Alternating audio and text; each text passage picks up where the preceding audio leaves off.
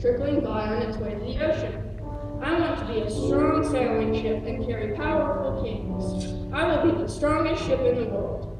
The third little tree looked down into the valley below. I never want to leave this mountaintop. I want to grow so tall that when people stop to look at me, they will raise their eyes to heaven and think of God. Years passed, and the trees grew very tall.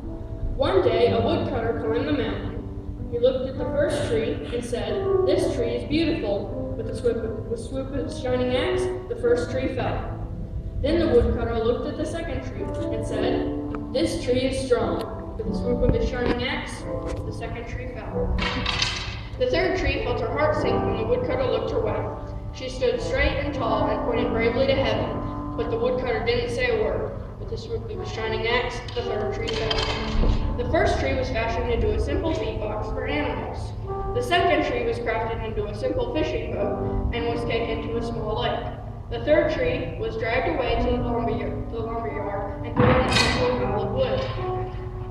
Many years passed, and the three trees nearly forgot their dreams.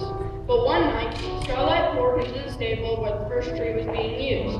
A young woman had just given birth to a baby boy, and she was looking for a place to lay him. "This manger is beautiful," said the woman. When she gently placed him in the manger, the first tree knew it was holding the greatest treasure of all. Late one night, a man and his friends crowded into an old fishing boat. They quickly fell asleep as the second tree quietly sailed away. Soon a squall arose on the lake. The second tree feared that it would not be strong enough to hold them in through the storm. A young man stood up in their midst and commanded the storm to be silent, and it was stilled.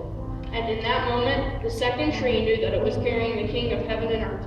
One Friday morning, the third tree was startled when her beams were yanked from the forgotten woodpile. It was hastily made into a rugged cross and put on the shoulders of a man who was forced to carry the cross to a mountaintop, where he was nailed to its cross beams and was crucified.